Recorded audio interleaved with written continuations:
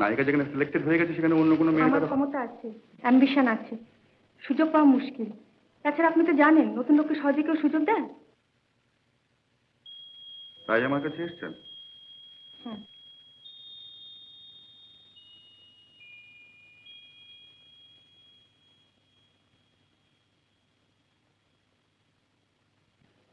আমাকে মানায় কিনা দেখছেন? আপনি বিবাহিতা?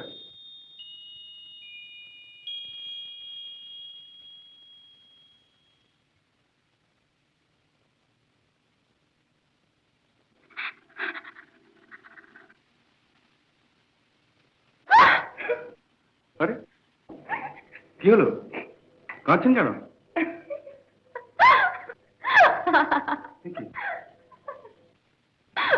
অভিনয়। গ্লিসারিন লাগবে না।